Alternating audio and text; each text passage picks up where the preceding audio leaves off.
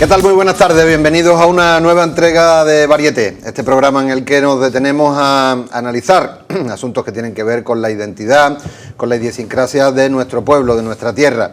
Les decíamos en el último programa que en muchas ocasiones hay que mirar al pasado para saber interpretar, para poder entender la actualidad, el presente y también para mirar hacia el futuro y para mirar hacia los desafíos.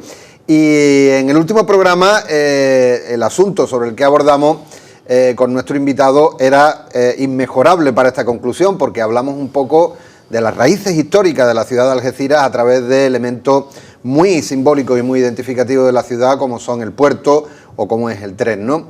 Y a través de esos elementos era precisamente donde llegábamos a nuestros días. Fue un paseo magistral que nos hizo por esos dos últimos siglos de la ciudad. Como magistrales son siempre los paseos que nos hace por la historia de Algeciras nuestro invitado, Carlos Gómez de Avellaneda. Muy buenas tardes. Buenas tardes. Flamante cronista oficial de Algeciras, invitado nuestro de cabecera, que ya lo decíamos en el último programa, planteábamos eso, ¿no? El puerto, el tren, los elementos que tienen que ver con la identidad de Algeciras, no solamente como historia del pasado, sino como historia que tiene mucho que ver con nuestro presente y nuestro futuro. Efectivamente, y sobre todo con nuestro futuro. Literalmente nos estamos jugando el futuro si no conseguimos que el puerto tenga el haz de comunicaciones que necesita. Hemos hablado de esto, pero nunca nos cansaremos. A veces hay que pedir mucho para obtener algo. Una vía entre Cádiz y Málaga, una línea nueva a Jerez, Sevilla, que conecte por el norte con la Vía de la Plata, reforzar, por supuesto, la ya existente, con doble dirección, electrificación, alta velocidad y todo eso. Y aparte de el ferrocarril, bueno, no digo de vía estrecha, el suburbano, entre Algeciras y Gibraltar, bueno, eso sería una maravilla en todos los sentidos. Entonces, pidamos, no hablo de aeropuerto, que hubo unas ideas muy buenas para hacerlo en los llanos de Castellar y de otras cosas. De eso ya hablaremos en el futuro. Bueno, pues sí, efectivamente, esa reivindicación histórica del campo de Gibraltar, el tren, ya en 1918, lo hablábamos en el último programa, en el Senado había una demanda general del Estado de la Nación para lo mismo que se sigue reivindicando a día de hoy, el doble ancho de vía, la vía electrificada para comunicar Algeciras con Francia, y seguimos todavía en las mismas. Pero bueno, para seguir entendiendo todavía un poco más este asunto tan crucial y que tanto interesa a toda la comarca, Carlos, volvemos a hablar otra vez sobre su historia, ¿no? Efectivamente, si sintetizamos, vemos que Algeciras fue indispensable para suministrar a Ceuta todo lo necesario desde el siglo XVIII, que luego fue importantísima en relación con los asedios de Gibraltar, con el control del contrabando como puerto de corsarios. No olvidemos que los corsarios no eran piratas, sino combatientes al servicio de la corona con una cédula, un certificado especial. Una patente, ¿no? Esto hizo que Algeciras tuviera una importancia marítima y comercial impresionante, que alcanza su cenit en 1808, cuando la guerra contra Napoleón, mal llamada de la independencia, la guerra contra Napoleón, desbarata todo y lo trunca todo. Un ejemplo de este momento de auge es la Plaza Alta, con su monumento en el centro, pagado, entre otras cosas, por los comerciantes.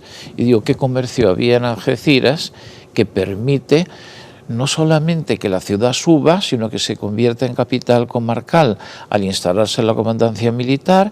Y después de ese momento de la Guerra de la Independencia, de la llamada Guerra de la Independencia, Algeciras se estanca, entra en decadencia. Son los problemas políticos de liberales, conservadores y todas esas cosas. Incluso cuando se hace la línea se pierde población, muchísima, en Algeciras. Sin embargo, el puerto, como puerto de recalada, siguió teniendo mucha importancia, tal como vimos en la emisión anterior. Pero seguíamos sin puerto. Curiosamente, cada vez que se quería un puerto, había unas fuerzas misteriosas que lo impedían. Se le echaba la culpa a Cádiz. Hay otros elementos en juego, más complicados y más internacionales, hasta que como vimos, una serie de inversores británicos quieren convertir Algeciras en una especie de centro neurálgico de sus negocios en Andalucía. Y de paso convertir a Algeciras en la Niza del sur, con su clima y sus enormes posibilidades.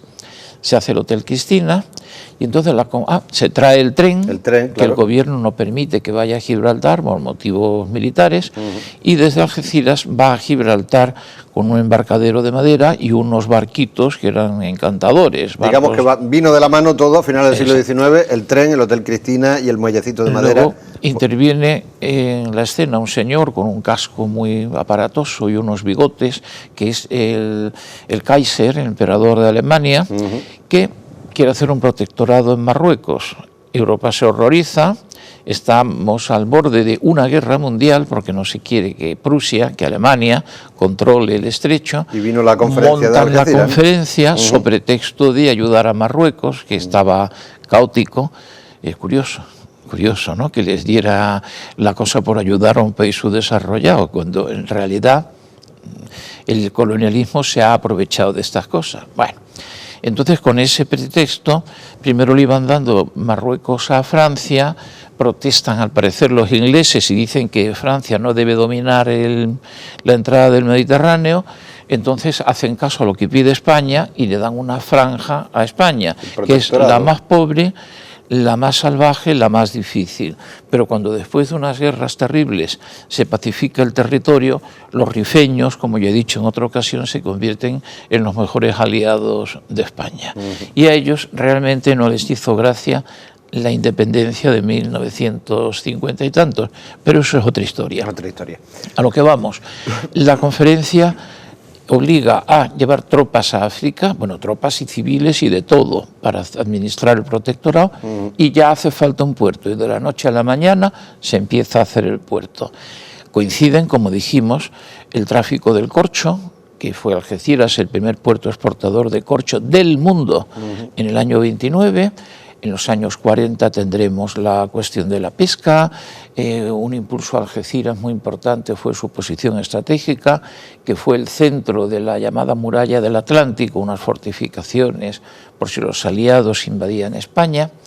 Y vamos a ver en las fotos estas la construcción del ferrocarril. Esta es una imagen de cuando se construye el ferrocarril, ¿no? Vemos unos medios pobrísimos. Repetimos que se hacía con cuadrillas de trabajadores no cualificados contratadas en los pueblos, pero ahí están haciendo un túnel, porque muchas veces el trabajo, la voluntad y el ingenio suplen al dinero y a los medios técnicos. Pasa, por favor. Bueno, aquí tenemos lo mismo, ¿no? uno de los desmontes, algunos movimientos de tierra impresionantes, también. Esto es el trazado de la vía, entendemos que cerca de aquí, ¿no? Relativamente. Estas fotos se las debo a mi gran amigo Juan Manuel San Pedro, sí, de Amigos del Ferrocarril, que las publicó en el Instituto de Estudios Campo-Gibraltareños, pero decía que faltaban el pequeño lote de lo que es la estación de Algeciras. Ah, mire. Que eso, como muy goloso, alguien lo tendrá. Pasa, por favor. Bueno, aquí vemos cómo tuvieron con estos medios que excavar, echar abajo montañas enteras hasta alcanzar la cota para los túneles.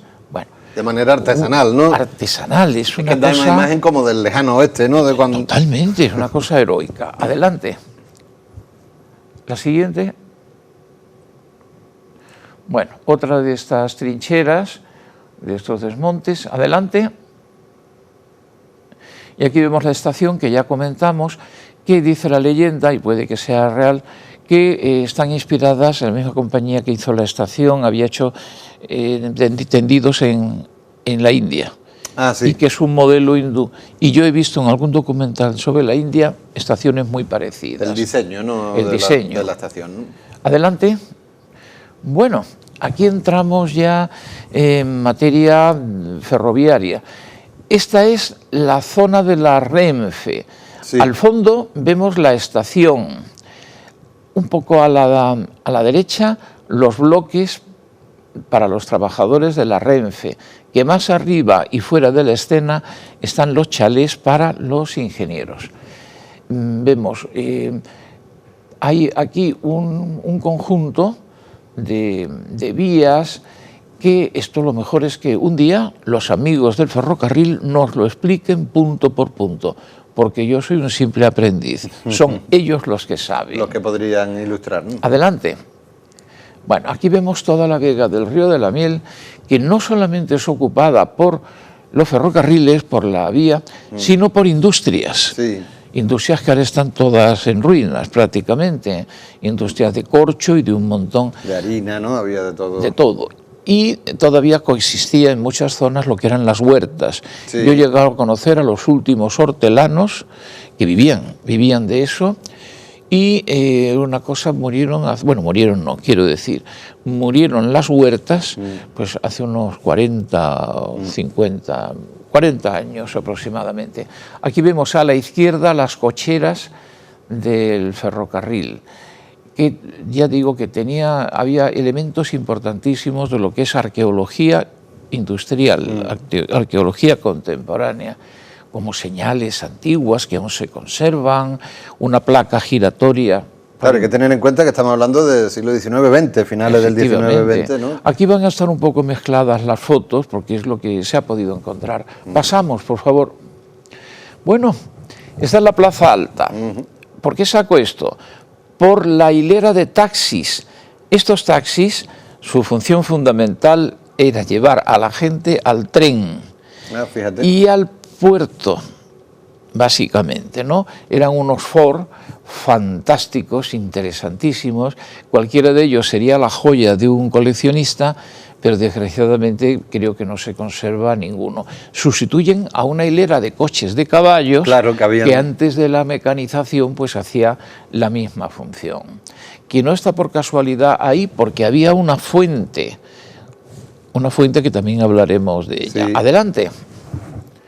Bueno, aquí tenemos el trazado, ¿no? De un libro magnífico que ha publicado nuestro amigo, el historiador Juan Carlos Pardo. Sí. Bueno, es el libro, es el otro libro sobre los planos, y este libro tiene el gran plano de la comarca, punto por punto y arbolito por arbolito, que se hizo en los años 80 y tantos del siglo XIX, con carácter militar y en relación con Gibraltar.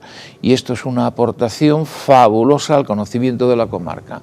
Aquí vemos la estación perdón, ocupando la vega del Río de la Miel. Vemos 4 sectores. Si empezamos a describir desde la izquierda, vemos las cocheras. Bueno, en primer lugar el acueducto, que es una línea roja que está en el ángulo superior izquierdo, el antiguo acueducto del siglo XVIII, sí, por debajo del cual pasaba el tren. Luego tenemos las cocheras, incluso yo puedo ver la placa giratoria, que era una cosa interesantísima y que se perdió hace poco tiempo.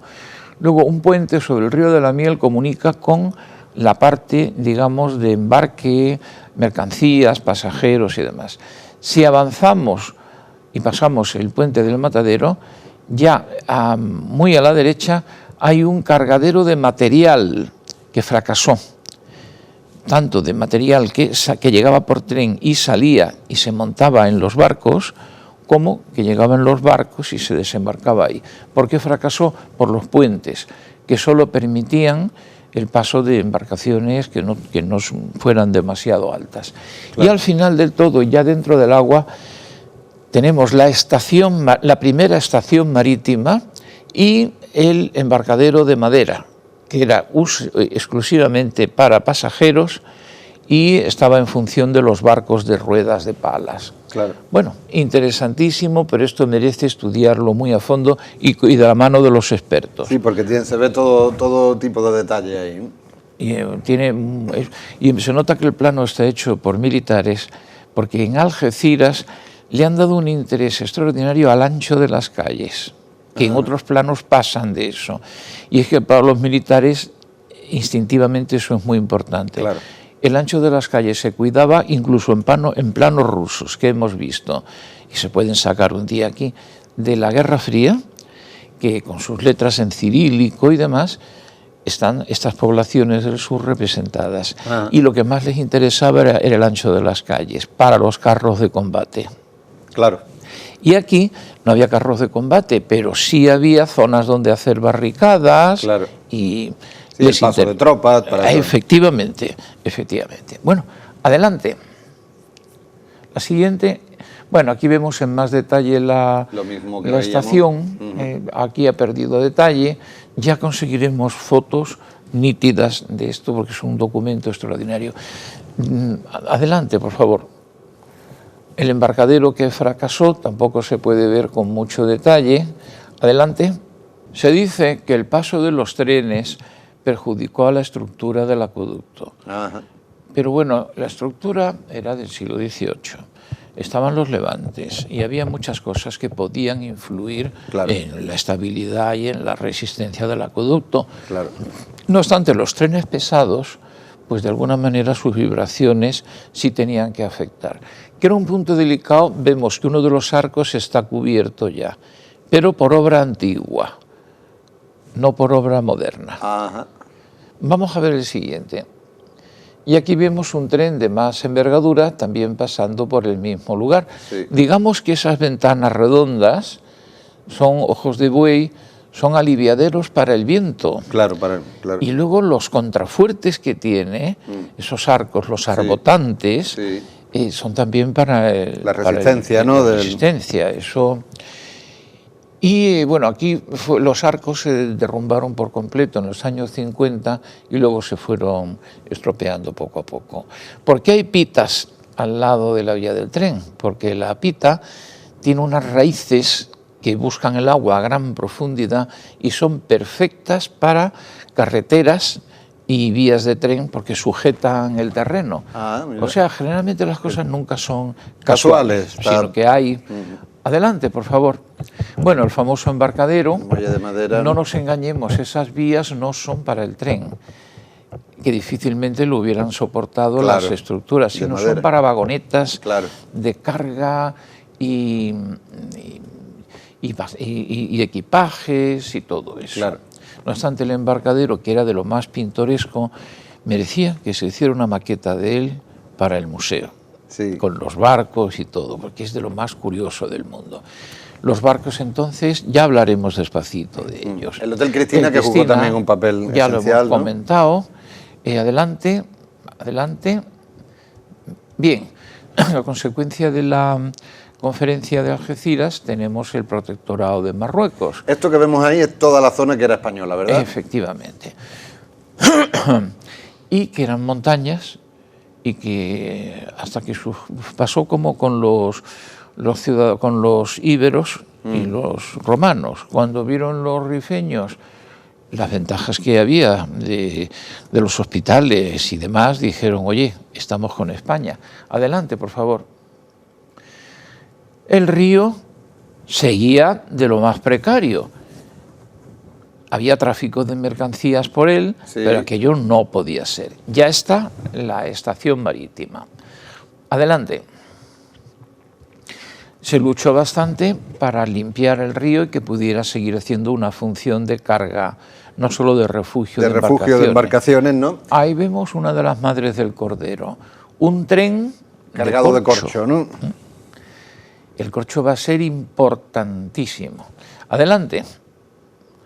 Aquí vemos otra vez un planito con el embarcadero. La salida, el embarcadero. El otro embarcadero, que era muy deficitario, que estaba a la otra orilla del río. Sí. Y a la izquierda hay unas peñas, que son las piedras, porque eran dos de la galera, que sirvieron de base para el futuro, el muelle.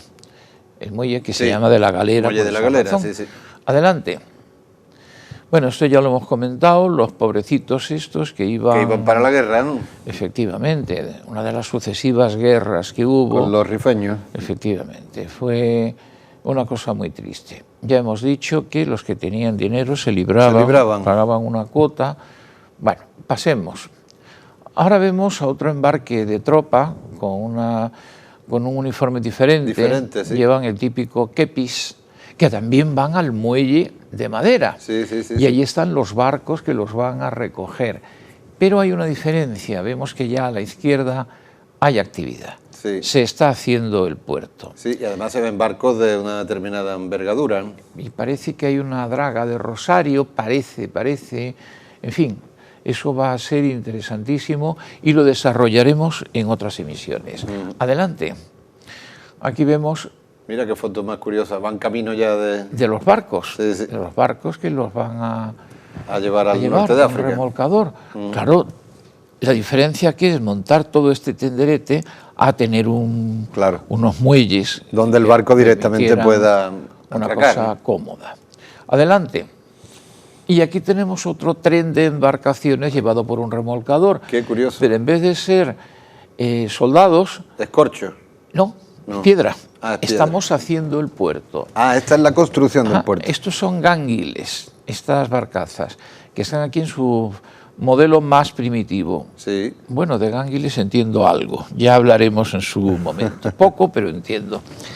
Luego ya vinieron los gánguiles que tenían cántaras, que se llaman así, que se abrían y soltaban la carga, y los gánguiles autopropulsados, y los que se abrían por el eje, es todo un mundo esto. También vemos la cuestión, ¿ves?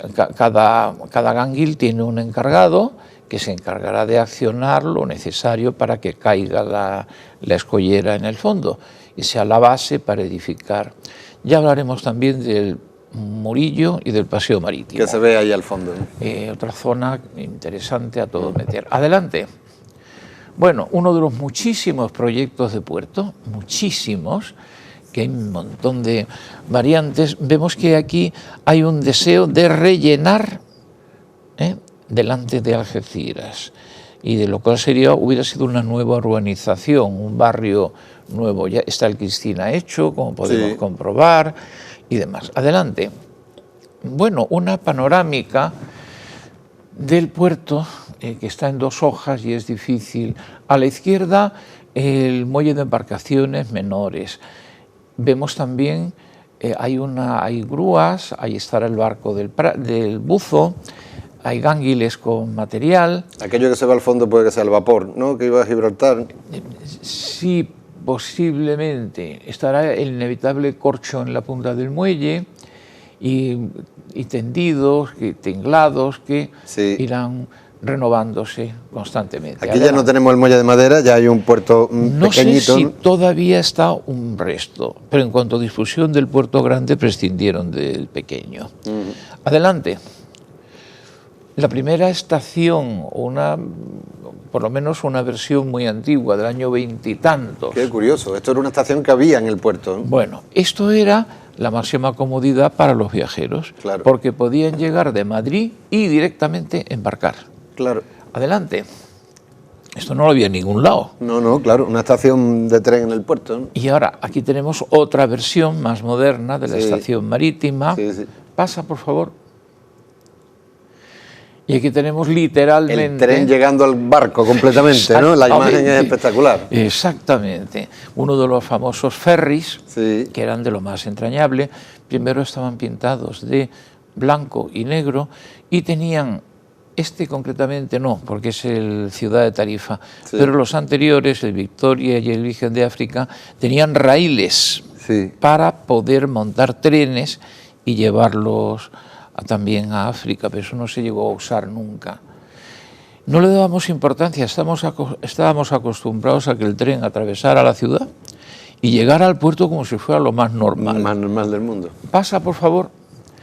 Aquí tenemos un verdadero... Bueno, embotellamiento. Sí, se ve un tren que llega, otro que sale, tremendo. Un barco. No, estamos en 1956. Sí. Yo vi ese día ese barco. Ah, sí, ¿no? Sí. Es el Alcántara, es un transatlántico inglés. Vamos a ver un poco lo que hay aquí. Tenemos, bueno, el Express que está entrando, o que está ahí estacionado, una máquina de vapor que no sé qué está haciendo, pero hay una desviación al muelle pesquero, importantísimo. Esa desviación atendería al muelle pesquero y al corcho. Uno de los ferries está a la izquierda, no es su atracadero. ¿Por qué? Porque está el transatlántico en su lugar. Y aquí vemos en primer lugar uno de los barquitos que iban a Gibraltar. Se ve el puente a la izquierda. Y ahora es muy difícil verlo. Pero al fondo de la fotografía, al lado del ferry, está uno de los barcos que hacían la ruta América, el transatlántico, o el Constitution o el Independence. Que iba a Nueva York. Efectivamente, y que estos empezaron en el 53. Fíjate. También asistí al primer viaje, que eso también es para hablar, cuando vino el embajador americano, ajá, que después del bloqueo que había habido, que tras la muerte del presidente, del dictador soviético Stalin, se desbloqueó la entrada al país por parte de la ONU y demás, ¿no? Y entonces, o sea, esta foto, ese barco, ese transatlántico, empezaron a venir desde el 53, pero atracar en el muelle parece ser que el primer barco que lo hizo fue el Alcántara. Por eso hay tanto recuerdo y tantas fotos del Alcántara. Claro. Otros vendrán después, por ejemplo, los españoles Cabo Vicente y Cabo San Roque. Pero normalmente el calado no permitía fondear ahí. Fondear, claro. En esa zona ha habido, bueno, fondear, atracar. Sí, atracar. Cosas que ya veremos más adelante. Estuvo el crucero Canarias en la punta del Rompeolas, y luego también incluso había, no clippers, porque ya era fuera de la época de los clippers, inmensos veleros alemanes, había también alguno danés, que venían a por qué, a por el corcho. Pero traían mercancías, por ejemplo, los barcos daneses traían a lo mejor madera de los bosques del norte de Europa, o sea que el comercio ha sido una cosa muy importante. Adelante. Bueno, esta va a ser la penúltima imagen. Aquí tenemos un contraste de medios de transporte. Sí, estamos ya en una época, ya los años 50. Sí, porque vemos un tren algo más moderno, ¿no? Efectivamente. Tenemos una locomotora de diésel, de esa ya, del último modelo de la época, sí, que atraviesa un puente ferroviario, un puente del ferrocarril sobre el río de la Miel. Sí. Un experto podría localizar el sitio exacto. Sí, quizás puede que sea La Perlita o alguna zona. Efectivamente, ¿no? Debe ser el puente este que yo decía que conectaba lo que eran cocheras con lo que era estación en sí. Y luego tiene el burrito con los dos serones. Sí. Y vemos la precariedad de caminos que había en la época. O sea, eso hay que haberlo conocido para apreciar lo que hay ahora. Claro. Por todas partes hay puentes y por todas partes hay... El río de la Miel había que pasarlo en pasaderas, eran piedras y se iba saltando de una en otra. Luego había cosas un poco más sofisticadas, algún puentecillo que otro, pero el gobierno militar del campo de Gibraltar, por ejemplo, en los años 69, 70, hizo un estudio de todos los que eran las pasaderas esas, y era tremendo. Se llegó a contabilizar, bueno, yo es que intervine en eso, se llegó a contabilizar pues unas 8 pasaderas constantemente, y no quiero decir el riesgo, el cruzarlas de noche, en cuanto subiera un poco el agua, o sea, era terrorífico. Hay un libro escrito por Pedro Ríos, lo hemos comentado aquí. Fabuloso. Que recorre todas y cada una de esas. Sí que entiende bien. Bueno, también quiero elevar una cariñosa mención a los dos autores, a Pedro Ríos y a Juan Ignacio de Vicente, que es, vamos, el gran especialista de Algeciras, sobre todo a un tema que él fue pionero, que fueron los primeros habitantes de Algeciras. Sí. Cuando se pierde Gibraltar, que vienen unos grupos muy modestos, pero donde se instalan, y muy interesante. Por lo que decías de Pedro, de estos dos autores, el libro que ha alcanzado una segunda edición, por algo será, ellos sí pueden explicar perfectamente toda esa cosa de la puente. pasadera. Y tenemos la última, que tenemos, eso está tomado desde el Gibraltar. Este es el transatlántico, ¿no? Un transatlántico, este no llegó a Algeciras. Al fondo están las sierras de Algeciras. También tenemos otro contraste. El barquito, diseño del siglo XIX, que pasa a duras penas al lado del transatlántico, un impresionante transatlántico de 3 chimeneas. Había pocos de 3 chimeneas, están todos contabilizados, todos son conocidos por los aficionados.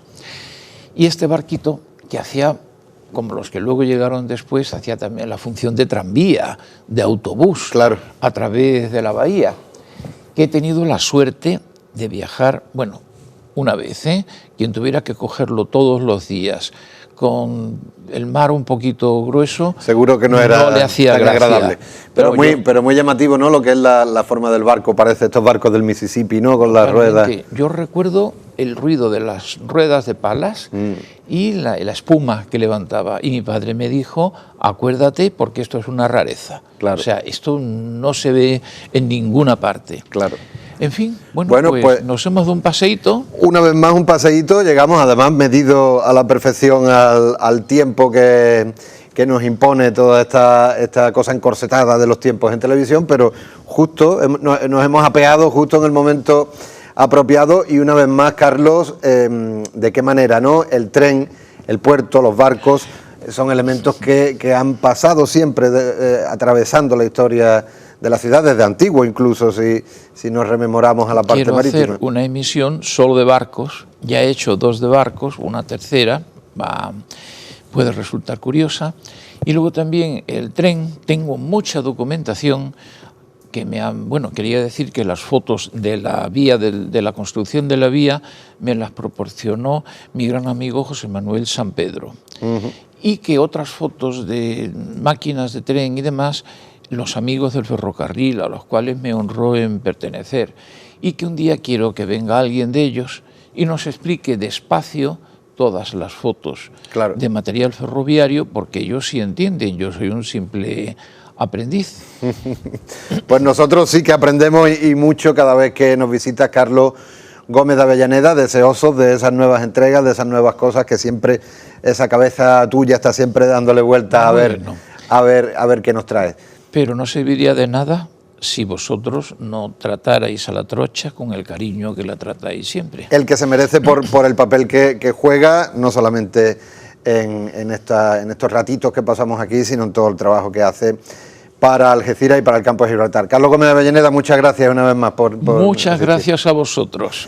Y muchas gracias a vosotros al otro lado, decía Carlos Gómez de Avellaneda, no sería posible sin ustedes, que sois los que hacéis posible con vuestra atención que semana tras semana estemos aquí, y vamos a seguir estando, lo prometemos, con nuevos contenidos, gracias a colaboradores tan inestimables como la Asociación La Trocha. Será hasta la próxima entrega, aquí en Varieté.